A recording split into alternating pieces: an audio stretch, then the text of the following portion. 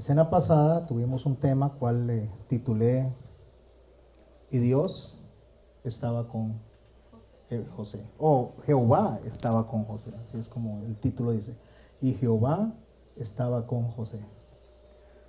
Para hacer un repaso muy rápido y ubicarnos en el día de hoy, que es la segunda parte, recordemos que José fue llevado en cautiverio a los 17 años a la casa de Potifar. Eso lo vimos en el capítulo 39. Potifar, que era oficial del faraón, lo cual nos dice a nosotros de la cercanía que tenía él con el faraón, la importancia y la autoridad que tenía en Egipto. Potifar decía que era capitán de la guardia, y por favor presten atención a esto que estoy diciendo ahorita: capitán de la guardia. Subrayenlo, anótenlo y ténganlo presente. Eso es muy importante. En los detalles es que nosotros vemos la mayoría de lo que es el centro del mensaje en la Biblia. Por lo general es en los detalles. A veces la gente se concentra en las grandes cosas del texto, lo cual está bien, y olvida los detalles, donde el detalle nos da a nosotros y nos ayuda a interpretar bien los textos.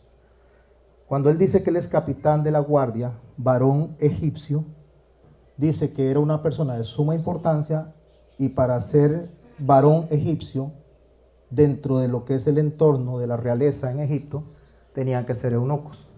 Usted estudia la cultura egipcia de esos tiempos, y no podía acercarse un hombre tanto a lo que era la corte de Faraón, a menos que fuera eunuco. Eso es muy importante tenerlo presente. Y capitán de la guardia porque se encargaba de la protección del faraón, pero desde el ambiente no solamente político, el ambiente no solamente en cuanto a la administración del reino, sino el ambiente religioso, porque Potifar significa dedicado al sol. Lo vimos en su oportunidad, lo cual nos enfoca a nosotros en una visión no solo política, no solo militar, sino una visión religiosa. Este hombre fue el que compró a José de los ismaelitas, y así es como el texto viene diciendo que Jehová estaba con José. Como les decía hace 15 días, el hecho de que Jehová esté con nosotros no significa que siempre nos van a ir bien las cosas. Eso es algo que lo vimos, porque dice que Jehová estaba con José y José fue vendido por sus hermanos. Jehová estaba con José y pasó un muy mal momento, un mal rato, y después fue llevado a la casa de Potifar. Ahí estuvo él por más de una década, por espacio de 11 años estuvo en la casa de Potifar. Le iba bien, aparentemente, y después vino la mujer de Potifar y le levantó una calumnia, un falso, y por esta razón Potifar lo pone en prisión. Pero no olvidemos que la prisión en la que lo pone es una casa donde pone a los prisioneros del faraón, que no es cualquier prisión, no es una prisión como la que nosotros hemos visto en las películas, ese es un error, sino que eran príncipes de faraón que eran enviados en cautiverio a una casa administrada por alguien que ponía el capitán de la guardia. Subraye eso, que es lo que estoy diciendo. Capitán de la guardia, él administraba eso, mientras se probaba la inocencia o se probaba la culpabilidad de la persona que estaba ahí. Una vez que esto se probaba, si se probaba la inocencia, se liberaban y volvían a trabajar en casa de Faraón o en la corte de Faraón, y si se probaba la culpabilidad eran asesinados. Se decapitaban o se ahorcaban dependiendo de lo que el Faraón decidiera. ¿Por qué es importante tomar en cuenta esto? Porque al estar en una casa especial para prisioneros, príncipes, prisioneros de alto renombre en casa de Faraón, ellos no iban a estar sujetos a cadenas, ni iban a estar sujetos a lo que aparece aparentemente en las películas, sino que tenía que ser una cárcel bien administrada, mientras tanto se probaba lo que fuera. Potifar tenía una autoridad tan alta como capitán de la guardia, que cuando la mujer de Potifar le levantó el falso a José, él tenía toda la autoridad para matarlo en el instante. en el momento, solamente lo pasaba y lo mataba. Eso podía hacerlo él. No necesitaba ni siquiera consultar a nadie. Él era la máxima autoridad en cuanto a seguridad, tanto religiosa como política, como les estaba diciendo hace un momento. Pero en lugar de eso, el texto dice que Potifar se enfureció al oír las palabras de su esposa que decía lo que había hecho José y lo envió a la casa, a prisión, a la casa donde estaban los prisioneros de Faraón. Esto ahí, dijimos la quincena pasada, se muestra la extensión de la misericordia de Dios, porque lo puso en una casa donde había autoridad para que no fuera asesinado, sino que fuera preservado. Esto nos enseña a nosotros los diferentes procesos por los que pasó José para llegar a ser el segundo de Egipto. Tuvo que estar 11 años en la casa de Potifar, donde aprendió la lengua, que él no hablaba egipcio, o de copto, sería la lengua que se habla ahí. Él no hablaba copto, él no conocía la cultura, él no conocía absolutamente nada que fuera en el entorno de los egipcios. Pasó 11 años aprendiendo ahí, fue preparado ahí para prepararlo en conocimiento, en lo que era sabiduría, para poder enfrentarse en su oportunidad a lo que Dios tenía preparado para él, que era gobernar Egipto con el fin de preservar también a su familia que estaba a la espera de que Dios los atrajera a su manera. De ahí que cuando Jeremías dice, tengo pensamiento de bien para ustedes y no de mal, en el capítulo 29, lo que Jeremías está diciendo en cuanto tengo pensamientos y bien y no de mal, los modernos predicadores dicen que es que el Señor siempre nos va a hacer que estemos en prosperidad. O sea, que tengamos dinero, que tengamos comida, que no nos enfermemos. Y eso no es cierto. Porque cuando dice que Jehová estaba con José, que es el título de la serie, José pasó por dificultades. Y cuando Dios está con nosotros, no necesariamente vamos a estar libres de dificultades. Jesús lo dijo. En el mundo hallaréis aflicciones, pero no teman, porque yo he vencido el mundo. Así que no hay un creyente que no pase por dificultades. No existe un creyente que no pase por dificultades. El mismo Dios encarnado como su Hijo pasó por dificultades, al grado de ir a la cruz y morir. Entonces esa falsa doctrina que anda enseñando de que estamos libres de problemas se cae por sí solo con solo ver la vida de las personas que lo dicen, porque también enferman y también mueren y también tienen problemas. Sin profundizar en eso y tratando de traer la enseñanza que Dios puso en mi corazón de Jehová estaba con José, José fue preparado entonces en sabiduría en el tiempo que estuvo en la casa de Potifar y después es llevado a prisión en la extensión de la misericordia para preservar su vida, para prepararlo en carácter. Primero en sabiduría y después en carácter, en la prisión. Y ahí es donde estamos ahorita. Es lo que vamos a empezar a leer y a estudiar hoy en el capítulo 40 del libro de Génesis, cuando él llega a la cárcel. Nos encontramos en el verso 1 y deseo que me acompañen con mucha atención a cada una de las palabras, porque vamos a estudiar palabra por palabra, versículo por versículo, como es costumbre en mis exposiciones. Aconteció después de estas cosas, todas las que acabo de comentar, que él llega a prisión, él es puesto a cargo de la casa en administración de la cárcel, y ahí entonces él empieza a servir en la cárcel. Así es como dice el texto, él empieza a servir, él no viene a trabajar en dominio, digamos, en tratar de hacer sentir mal a la gente que estaba ahí, sino al contrario, él tenía que llegar a servir a esas personas, porque eran personas que no habían sido terminado su juicio, y su juicio tenía que llegar en algún momento, y no iba a ser ninguno de estos hombres atacado hasta que Faraón no los diera por culpables. Aconteció después de estas cosas que el copero del rey de Egipto y el panadero, dos personas que estaban ahí, este copero era no solamente el que daba la copa, sino dentro de la corte de Faraón es como decir el jefe de todas las personas que se encargan de las bebidas. O sea, la persona más importante de todos. Y este más importante de todos es el que no solamente se encarga de todos los que tienen que hacer esto, sino vigilar que ninguna copa vaya a llegarle envenenada al faraón. Entonces, los coperos de los reyes de los tiempos de Egipcio y los tiempos babilónicos, así como los tiempos de Persia, tenían que probar primero el vino o lo que iba a tomar el faraón o el rey antes de que lo probara el rey para estar seguro de que no estuviera envenenado. Esa era la cercanía, esa era la unión que tenía el servidor de copero delante de Faraón, que estaba a cargo prácticamente la mano, su vida en la mano del copero.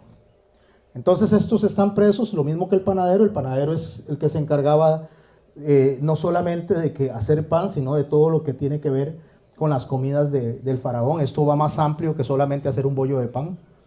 Esto es algo tan amplio como un banquete para un faraón, ¿verdad?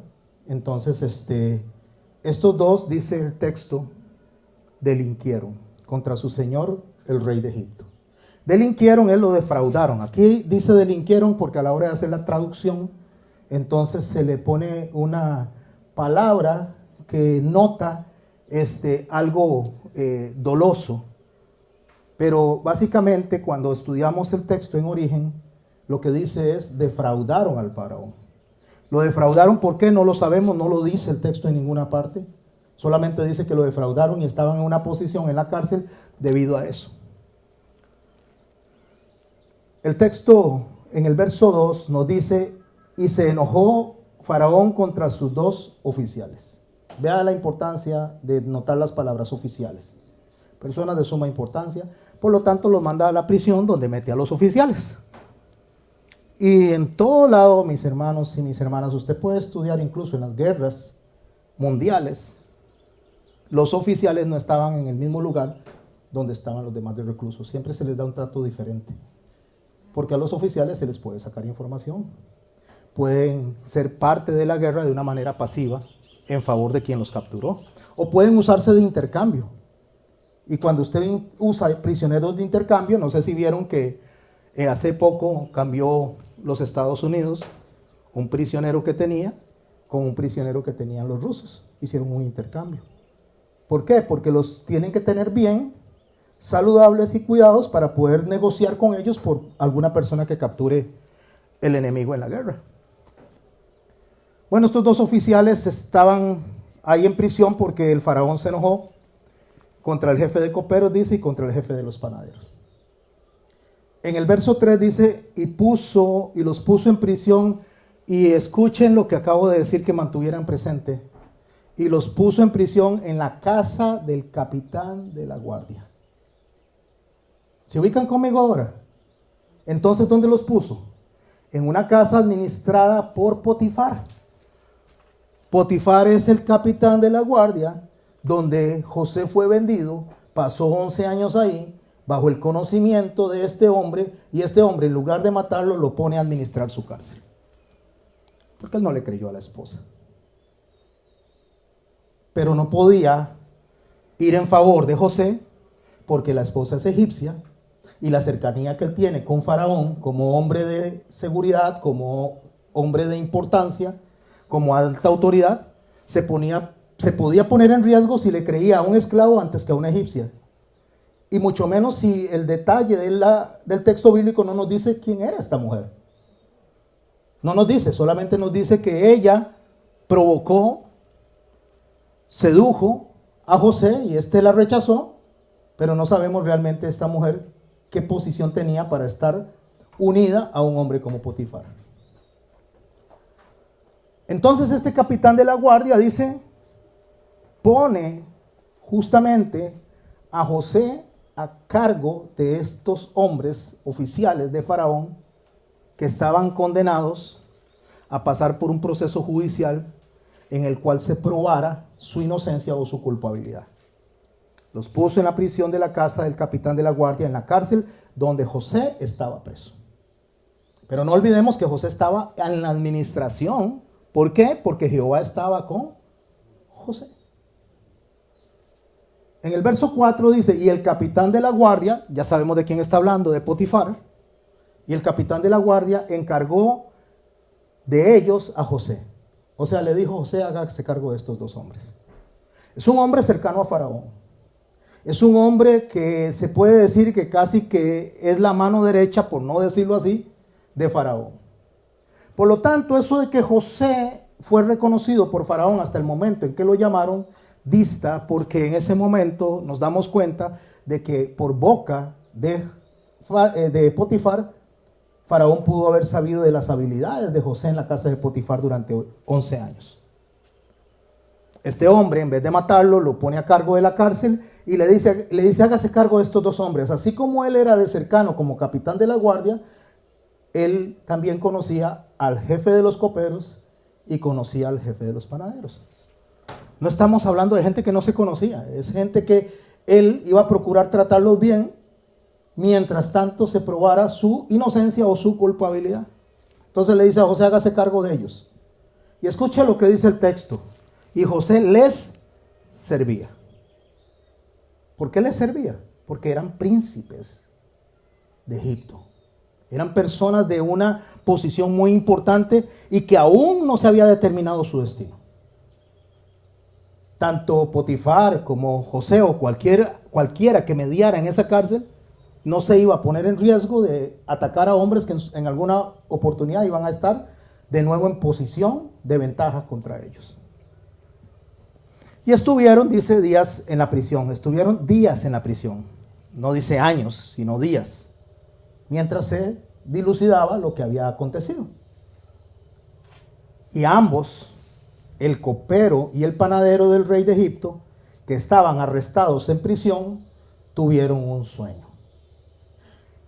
Yo quiero hacer una pausa aquí acerca de los sueños que produce Dios en nuestras mentes, en nuestros corazones, para hablar de su carácter, para advertirnos a nosotros de cosas que están pasando o cosas que van a pasar.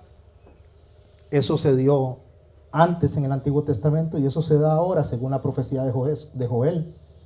Una vez que viene el Espíritu Santo, también el Señor habla a través de sueños con nosotros.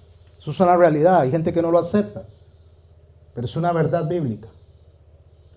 Lo que no hay es nueva revelación para cambiar la Biblia, pero hay advertencias que Dios nos hace a título personal. Pero lo que yo quiero rescatar aquí es que este sueño lo tuvieron gente pagana, gente que no conoce a Jehová, de la misma manera que lo tuvo Nabucodonosor, que lo tuvo Ciro. Y nosotros tenemos que ver que cuando Dios quiere hablar por sueños, como lo hizo también con la esposa del procurador romano Poncio Pilato, Claudia Prócula, ella soñó que Jesús era justo y que no había que crucificarlo, para que hubiera advertido de que él era un hombre justo, un hombre santo, un hombre bueno, un hombre con el favor de Dios. Y cuando este sacrificio se diera en la cruz, no hubiera duda de que Jesús había sido examinado como el Cordero perfecto. Así que los sueños no son exclusividad de los creyentes. Los sueños y revelaciones de Dios son de quien Él le plazca. Porque Dios le habla a quien a Él quiera hablarle. A veces nosotros pensamos que Dios tiene favores con nosotros porque somos creyentes. Dios tiene favores con nosotros porque Él le place. Pero el sol sale sobre justos e injustos y la lluvia cae sobre justos e injustos. O sea, la bendición Dios la da al que a Él le place.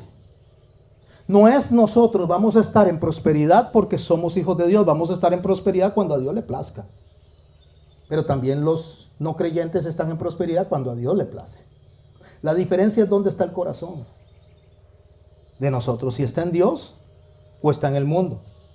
Porque mientras que José estando en prisión era libre totalmente, porque su espíritu era libre, no era culpable, sus hermanos que estaban libres eran presos de la vergüenza, presos del remordimiento, presos de ver a su papá durante 23 años sufriendo por un hombre, por un hijo que lo creía muerto y ellos sabían que estaba vivo. Entonces los que estaban libres afuera estaban presos realmente. Y el que estaba preso en Egipto era libre totalmente. Así que estos dos hombres tienen un sueño. Cada uno su sueño, pero al mismo tiempo, la misma noche, dice. Cada uno su propio sueño en una misma noche, cada uno con su propio significado. Una revelación para el uno y una revelación para el otro durante la misma noche. El verso 6 dice que vino a ellos José por la mañana y los miró, y aquí estaban tristes. La palabra ahí estaban saf, o sea, estaban pálidos. Más que tristes, estaban pálidos, se habían alejado, estaban hacia un ladito, y donde él los vio, él vio el semblante de ellos y estaban aterrorizados. Estaban muy asustados, los vio pálidos. Y les pregunta, el verso 7, a aquellos oficiales de Faraón. Vea cómo resalta Moisés en el texto a aquellos oficiales de Faraón. Y no olvidemos que Moisés fue príncipe de Egipto. Entonces él sabe por qué está poniendo esto aquí. Él sabe la importancia que es de tomar nota de que eran oficiales de Faraón y el procedimiento de justicia que se hacía en Egipto.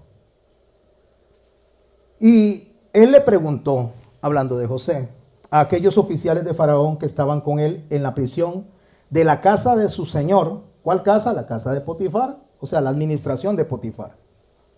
Diciendo, ¿por qué parecen hoy mal vuestros semblantes?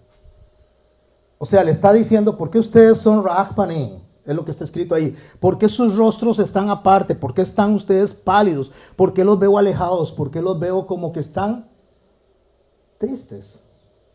Pero no solo tristes, sino todo lo que su expresión corporal daba. Ellos le dijeron, hemos tenido un sueño y no hay quien lo interprete. Hemos tenido un sueño y no hay quien lo interprete. Es importante de notar que los sueños Dios se los pone a quien Él quiera, pero la interpretación solo la da Dios a través de sus siervos. Esa es la diferencia entre el creyente y el no creyente. Dios le puede poner un sueño al que Él quiera, pero la interpretación no se la da a cualquiera. Y así pasó también con Daniel. Nabucodonosor tuvo un sueño o dos sueños y Daniel fue el que tuvo que interpretarlo. Pero lo interpretó una vez que él dijo, tengo que ir a Jehová a orar para que me dé la interpretación. Porque ni siquiera él podía decidir interpretarlo hasta que Dios le pusiera a través del Espíritu Santo la revelación de este sueño o de estos sueños. De la misma manera aquí ellos dicen no hay quien lo interprete. Seguro ya habían preguntado con algunos, nadie sabía qué decirles. Recuerde que habían oficiales ahí de diferentes rangos. No sabemos si habían también intérpretes de la casa de Faraón. La cosa es que ellos no sabían qué hacer, se sentían mal y no tenían respuesta a su sueño. Entonces les dijo José, y me encanta esto. Esto me goza lo que él le dijo. No son de Dios las interpretaciones. José empieza a dar testimonio de quién es Dios. No son de Jehová las interpretaciones, es como lo diría el texto ahí correctamente. Dios es algo que se pone en la traducción, pero lo que realmente dice ahí es Jehová o Elohim. ¿No son de Dios las interpretaciones? Contádmelo ahora. José se le conoce como el soñador, porque tuvo sueños. Pero no solo tenía sueños, sino que estaba muy claro quién daba la interpretación de los sueños.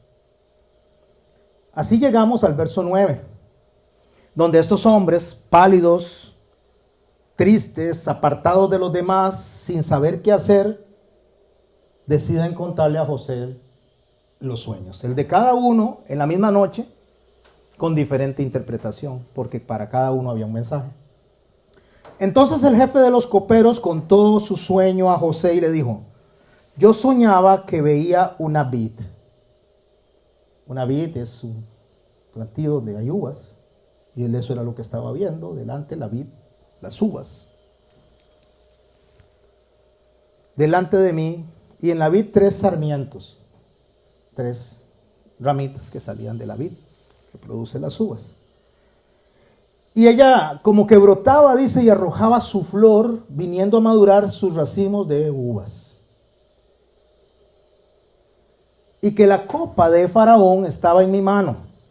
Esto significa, cuando él dice, la copa del faraón estaba en mi mano, cuando algo está en la mano, si nosotros nos vamos a estudiar el libro de Apocalipsis, cuando Jesús dice y le dice a Juan en la revelación del Apocalipsis, en mi mano están los candeleros y en mi otra mano están las estrellas, está hablando de control. Está hablando de control sobre lo que Dios estaba haciendo. Entonces, él le dice que la copa de Faraón estaba en mi mano, o sea, estoy en control. Eso es lo que este hombre está soñando. Estoy en control de lo que está pasando. Él no lo sabía, pero José va a interpretar este sueño y le va a decir lo que está pasando. Y tomaba yo las uvas y las exprimía, y en la copa de Faraón, las exprimía en la copa de Faraón, y daba yo la copa en la mano a Faraón. O sea, el control de lo que yo tenía se lo pasaba a Faraón, porque yo tenía el control. No olviden esto para cuando lleguemos, si no me equivoco, a la tercera parte, cuando este hombre le dice a Faraón y le habla de José. O sea, en ese momento él tiene el control en el sueño de José de ciertas cosas que van a pasar. Cuando hablo del control, me refiero a que él podía tomar una decisión en favor de o en contra de. En favor de José o en contra de José. En favor de Faraón o en contra de Faraón. No olviden esto, todos los detalles son importantes, muy importantes. Y le dijo José, esta es tu interpretación. 3 sarmientos son 3 días. Y al cabo de 3 días levantará Faraón tu cabeza. Levantar la cabeza significa que lo va a llamar a comparecencia. Recuerde que están esperando a ser sentenciados. Levantar la cabeza significa, cuando el salmista dice, tú eres el que levanta mi cabeza, es una referencia muy similar a esto. Porque cuando las personas estaban condenadas, se llevaban delante del rey y no podían mirar al rey a los ojos. Tenían que ver hacia el suelo. Ver a los ojos era un desafío al rey, y eso era una sentencia a muerte inmediata. Entonces, una vez que se presentaban los prisioneros delante del rey, estoy hablándole no de Faraón, sino de lo que el salmista nos dice, cuando dice tú eres el que levanta mi cabeza, se presentaban delante del rey y escuchaba todos los acusaciones y pruebas, y él decidía si los indultaba o los sentenciaba a muerte. Entonces el indulto se daba de esta manera: al que el rey le ponía el báculo o sus dedos en la frente y le levantaba la cabeza para que lo mirara a los ojos, le decía, eres perdonado, eres no culpable. Y en ese momento quedaba libre. Por eso es que dice, tú eres el que me levanta la cabeza. Cuando David está diciendo eso, está diciendo, tú eres el que me perdona, tú eres el que me indulta. En el caso de Egipto, era el que los llamaba para tomar la decisión de qué hacer con ellos, después de haber investigado el proceso. Al cabo de 3 días levantará Faraón tu cabeza, o sea, te va a llamar, ya sea para sentenciarte a muerte o para perdonarte. Ya habrá hecho las investigaciones correspondientes para saber qué tan culpables eran. Y te restituirá a tu puesto y darás la copa a Faraón en su mano, como solías hacerlo cuando eras copero. O sea, te va a devolver el control, te va a devolver la autoridad que te quitó mientras estuvo investigando unos días. No fueron años, no fueron meses, fueron unos días. Alejémonos de las películas de Hollywood y leamos el texto tal y como es, como solías hacerlo cuando eras copero. Escucha lo que le dice en el verso 14 a el copero: acuérdate pues de mí cuando tengas ese bien. Acuérdate, vas a tener el control de poder hacer algo en mi favor o no hacerlo cuando tengas ese bien. Y te ruego que uses conmigo de misericordia y hagas mención de mí a Faraón y me saques de esta casa.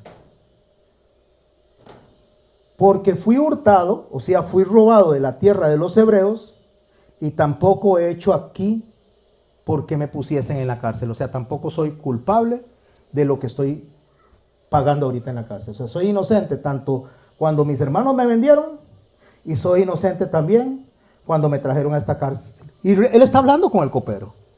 Él sabe que él es inocente. Él sabe que va a salir bien librado. Está interpretando el sueño. Entonces él está pensando, este hombre inocente va a pensar en mí que yo fui no culpable a la hora de estar acá. En su momento va a atestiguar para mí. Pero pasaron 3 años antes de que él se acordara de lo que José le había dicho, porque Dios estaba formando el carácter de José. Porque nosotros pasamos por las aflicciones, nosotros pasamos por los desiertos para formarnos en carácter y en sabiduría. Por eso es que nosotros tenemos que aprender que de todo, absolutamente de todo, nosotros debemos de recordar que en lo bueno y en lo malo Dios nos enseña. Por eso Santiago dice, gozaos y alegraos cuando os halléis en diversas pruebas. Porque ahí estamos siendo formados. Está siendo formada nuestra fe. Está siendo formada nuestra sabiduría. Estamos siendo formados para lo que Dios nos va a traer más adelante. Yo cuando me encuentro aquí, de hecho ahora que estábamos en los cantos y veía alrededor, y yo decía, Señor, ¿cuál es la formación que me vienes dando y hacia dónde nos llevan? O sea, ¿a dónde nos llevas? Porque a veces la gente no le gusta el púlpito pequeño. Se llama púlpito pequeño en los predicadores al púlpito donde se le predica a pocas personas. A la gente le gusta el púlpito grande, o sea, donde hayan cientos y miles de personas. Pero no le gustan los púlpitos pequeños. Pero resulta que el púlpito pequeño, diciéndolo de una manera muy respetuosa, es donde todos somos formados. Todos. Y José está delante de un púlpito pequeño, 2 personas, un copero y un panadero. Está formándole carácter. Dios le está diciendo a él, en este hombre, que lo va a sacar cuando el tiempo sea el tiempo correcto. Él no lo está entendiendo en este momento. Le dice, acuérdate de mí cuando tengas este bien y te ruego que uses conmigo misericordia. Y pasan 3 años. ¿Qué habrá pasado en la mente de José durante esos 3 años diciendo, pero este hombre ya no ha hablado de mí, no ha intercedido, no ha dicho nada? No lo sé. El texto no lo dice. Solo sé que él le advirtió que se acordara de él y este hombre no se acordó durante el tiempo que Dios estableció. ¿Por qué razón? Porque estaba formando su carácter. Estaba formando el carácter de José para que pudiera enfrentar la tarea tan enorme, tan monumental como era gobernar todo Egipto. Tenía que gobernarlo con sabiduría, con misericordia, y tenía que gobernarlo, muy importante, conociendo el carácter de Dios. ¿Qué era lo que quería y para qué lo había traído ahí?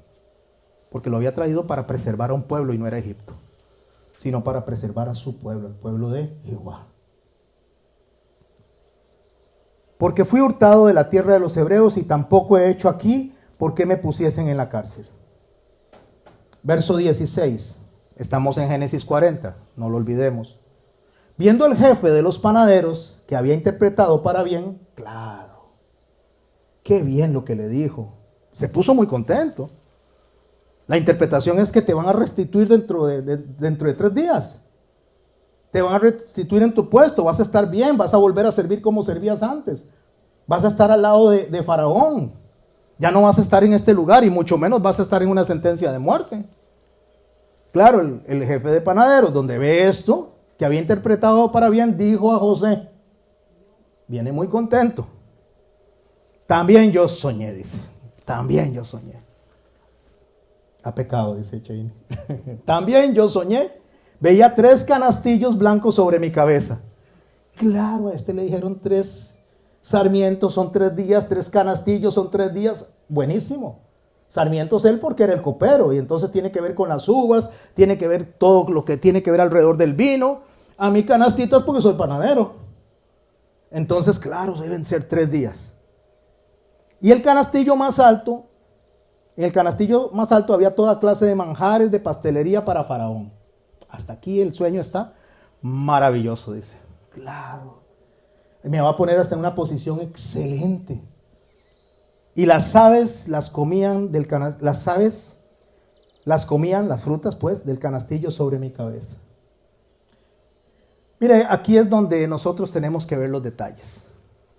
Es fácil para nosotros interpretar este sueño en este momento, porque tenemos toda la Biblia. Cuando el Señor dice que la semilla de mostaza aunque es el grano más pequeño, y de hecho la mostaza es un arbusto, pero el Señor dice que se hace árbol. Y cuando nuestro Señor Jesucristo dice esta parábola, que se hace árbol, dice que vienen las aves y se comen los frutos. Las aves en este contexto son figuras negativas. Porque la semilla de mostaza a la que se está refiriendo nuestro Señor Jesucristo es a la iglesia primera, a los apóstoles, a la iglesia apostólica, a la que Él está fundando, a esos hombres a los cuales les está predicando. Esta semilla se va a hacer grande, aunque es un arbusto, Él la ve aún mayor como un árbol, y las aves vienen a comerse los frutos. Pero pensemos, ¿qué hacen las aves cuando están en un árbol? ¿Han visto ustedes un montón, cómo se dice, muchos pericos? O sea, ¿cómo se dice? Digamos, en las vacas es ganado, en los perros es ¿cómo? Bandada, eso. ¿Han visto ustedes una bandada de pericos en un árbol de frutas? ¿Cómo queda eso? Queda todo lleno de popó de perico.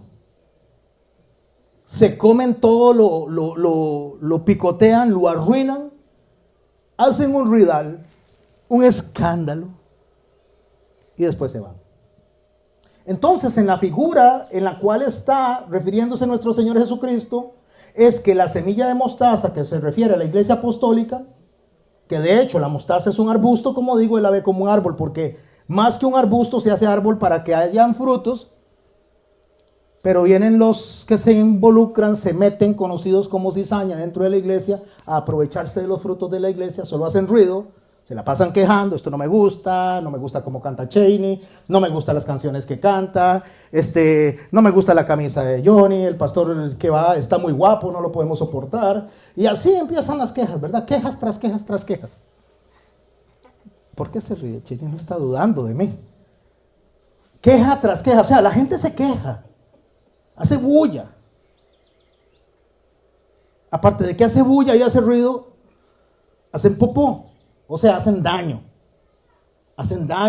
en la iglesia del Señor, dañan el fruto. ¿Cuál es el fruto? El fruto es el amor, causan divisiones, causan dolor, laceran corazones y se van. Solo llegaron a hacer daño. Y una vez que hacen el daño, se alejan y se van y dejan esos corazones lastimados. Bueno, si yo estudio bien lo que son los textos comparados con lo que nuestro Señor Jesús enseña, yo veo que estas aves, diría, comiéndose las frutas en mi cabeza, dicen, no, esto no es bueno. Aquí hay algo malo, porque son aves y las aves son negativas, dentro de lo que es el contexto bíblico. Bueno, en el verso 18 le viene la respuesta y le viene la interpretación. Escuchen, por favor. No, yo sé que están escuchando. Entonces respondió José y dijo, esta es su interpretación. Los 3 canastillos son 3 días. Listo, perfecto, estamos bien. Hasta aquí voy interpretando perfectamente. Al cabo de 3 días quitará Faraón de tu cabeza de sobre ti y te hará colgar en la horca y las aves comerán tu carne de sobre ti. No, eso no está bien. Esto no me calza, no me va a levantar la cabeza, sino que me va a colgar, me va a matar. ¿Y qué pasó? Dice el verso 20, que al tercer día, que era día del cumpleaños de Faraón, qué manera de celebrar el cumpleaños, ¿verdad? El rey hizo banquete a todos sus sirvientes. Y adivinen qué hace el rey, qué hace Faraón. Dice, y alzó la cabeza del jefe de los coperos, o sea, lo llamó a comparecencia, y la cabeza del jefe de los panaderos entre sus servidores. Hizo el banquete, los mandó a traer delante de todos, y ahora sí, voy a decir qué voy a hacer con estos 2 hombres. Ya tomé una decisión, es mi cumpleaños, y en mi cumpleaños yo me voy a dar un premio. Voy a castigar al culpable y voy a perdonar al inocente. ¿Por qué es inocente? E hizo volver a su oficio al jefe de coperos y dio a este la copa en mano de Faraón. Dio a este la copa en mano de Faraón. O sea, volvió a hacer lo que estaba haciendo antes, como José lo dijo. y como Dios se lo había revelado en el sueño. El verso 22 dice, mas hizo ahorcar al jefe de panaderos como lo había interpretado José. A mí esto me asusta mucho.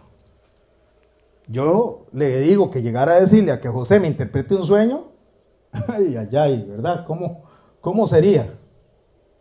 Cuando llegaban antes los profetas a la casa de alguien, la pregunta era, ¿vienes en paz o no?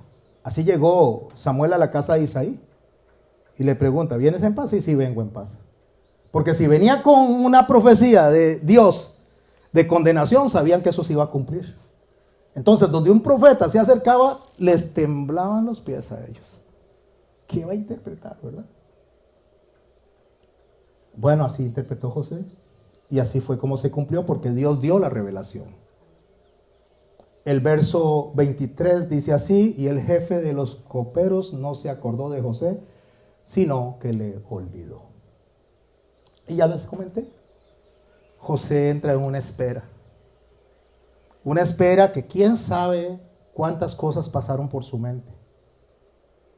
Pero nosotros también, mis hermanos y mis hermanas, entramos en esperas. Nosotros queremos hacer muchas cosas. Nosotros tenemos muchos sueños, anhelos. Es más, nosotros muchas veces esperamos que haya gente que se rinda delante de Dios, que amamos, que se arrepientan delante de nuestro Señor porque les amamos y no queremos que vayan a condenación eterna. Pero el Señor dice, espere, porque yo estoy formando carácter y estoy formando sabiduría en ti. Te estoy enseñando a que aprendas a esperar en mí. Y eso es lo que cuesta. A nosotros nos cuesta esperar. A Abraham le costó esperar. Se apresuró y no esperó, y 25 años después le fue dada la promesa de Isaac, pero no esperó y tuvo a Ismael en el tiempo que no debía, ni de la forma que no debía. Tanto es así que cuando el Señor le dice a Abraham y le habla del hijo de la promesa, se refiere a Isaac como tu hijo, tu único hijo, aun cuando ya tenía a Ismael. Porque Dios recibe solamente lo que Él ha planeado para nosotros dentro de su propósito. No según nuestra agenda. Nuestra agenda debe ser renunciada delante de la voluntad de Dios. Nuestra voluntad no está por encima de la voluntad de Dios. Nuestra fe no está por encima de la voluntad de Dios. Por lo tanto, el declarar y el decir cosas por encima de la voluntad de Dios, sin decir como dijo Santiago, si Dios quiere. Hay de aquellos, dice, que planean hacer una cosa y la otra y no dicen si Dios quiere. Porque nosotros no somos quienes para estarle diciendo a Dios lo que tiene que hacer. Porque si esto lo hubiera conocido Pablo, no hubiera sido decapitado. Él hubiera decidido, declaro, decreto que nadie me toque. Es más, hago inoperante al verdugo que me va a cortar la cabeza. Eso lo haría como se hace ahora en la actualidad. Asimismo, Juan hubiera dicho, declaro y decreto que no entro a prisión. Y entró a prisión porque así Dios lo estableció. Jesús hubiera dicho, siendo Dios, si conociera esa teología de hoy en día moderna, diría, yo decreto y yo declaro que no me van a llevar a la cruz. Más o menos eso fue lo que dijo Pedro. Señor, tal cosa no te acontezca. ¿Y qué le dijo? Apártate de mí, Satanás, porque no pones la mirada en las cosas del cielo, sino en las cosas de la tierra.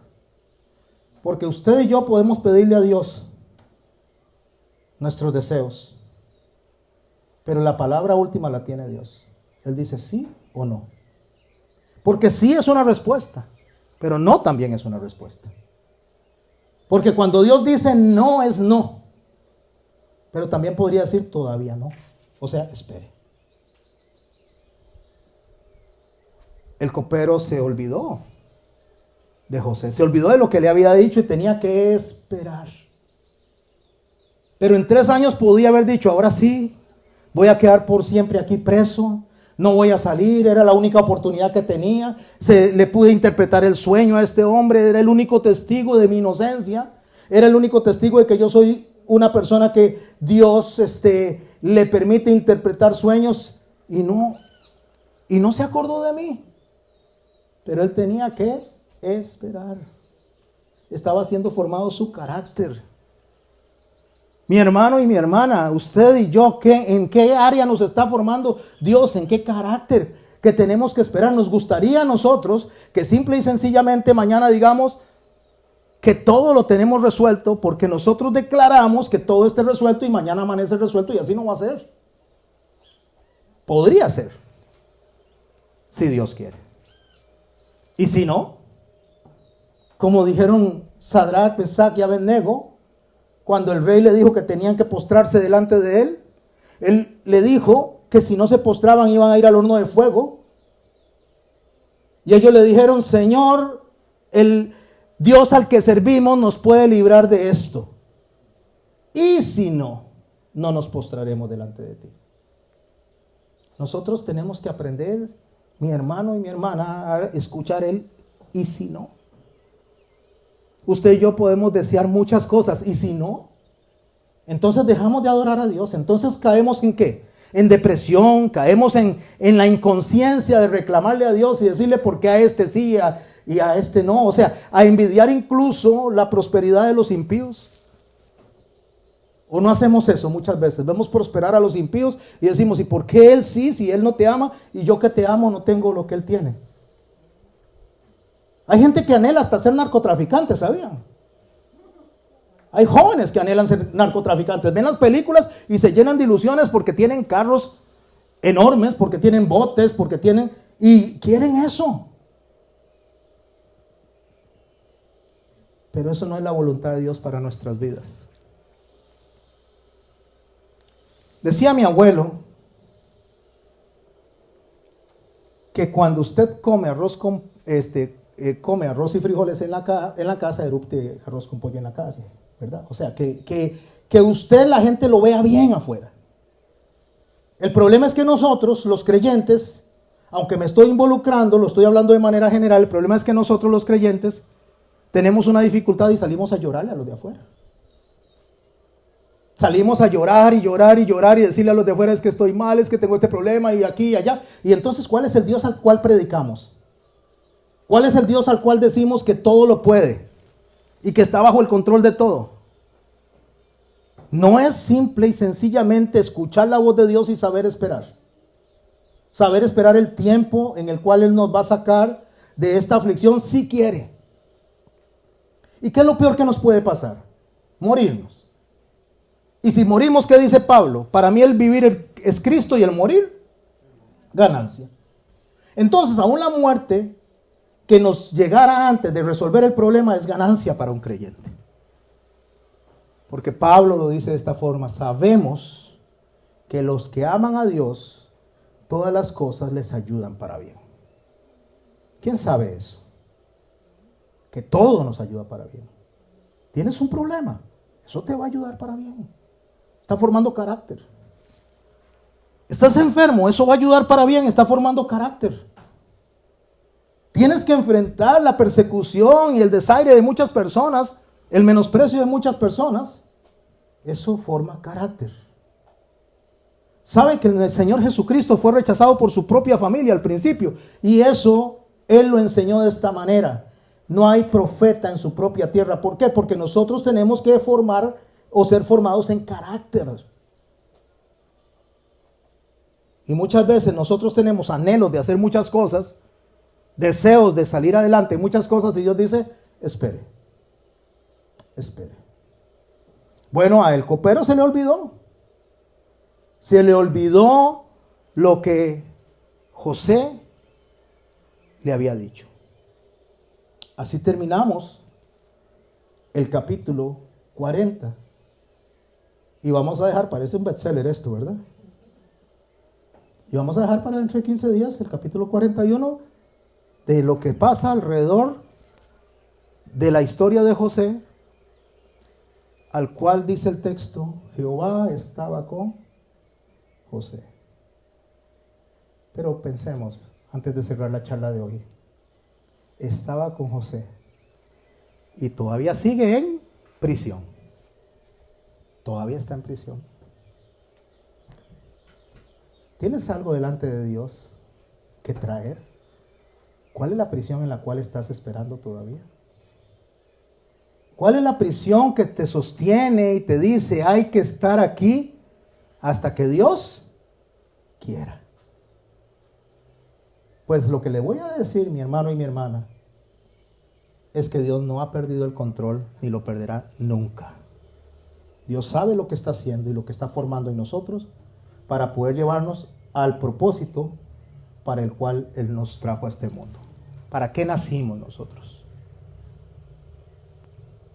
Para la alabanza de la gloria de su gracia. Entonces, mientras esperamos, adoremos. Mientras esperamos, alabemos. Mientras esperamos, exaltemos el nombre del Señor Jehová, porque Jehová está con nosotros. Pero que esté con nosotros no significa que ya las cosas se van a resolver. Podría ser, si Él quiere.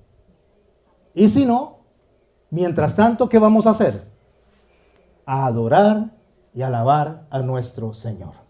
Oremos. Padre, en el nombre de Cristo te doy gracias, Señor, bueno y santo, por esta mañana. Te doy gracias, Señor, por tu mensaje, Señor, por la vida de José, por la historia en la cual, Señor, marcas el camino por el cual debemos seguir y la forma en que debemos seguirlo. Te doy gracias, Señor, porque si no fuera, Señor, por tu palabra, Señor, no sabríamos para dónde ir.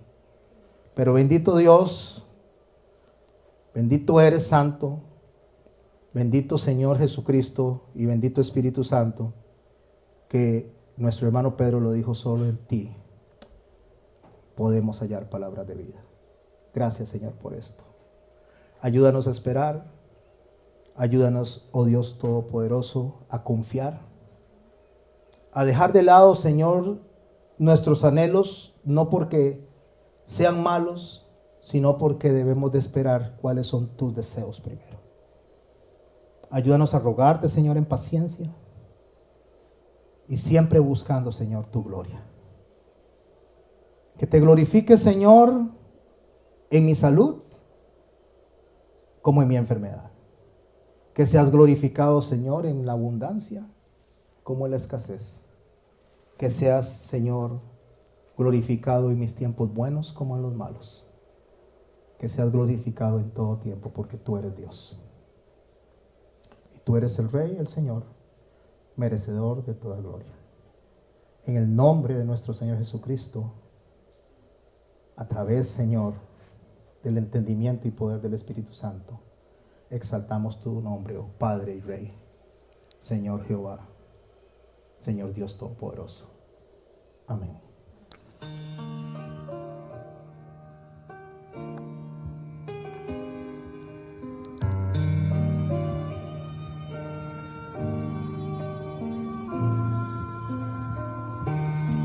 Cada día puedo ver en sus ojos el sufrir, gente llena de dolor y sin rumbo aquí, en angustia y soledad, llenos de temor. Risa esconde su aflicción, solo Cristo ve. Tienen que saber del amor de Dios. En las pruebas siempre el refugio da.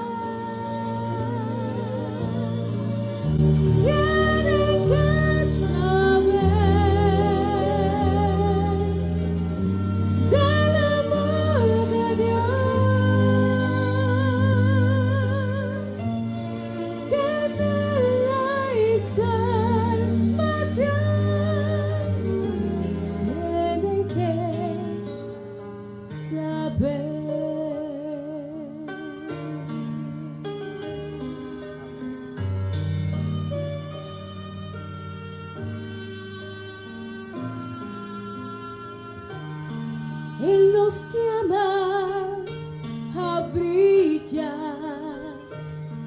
en un mundo en confusión.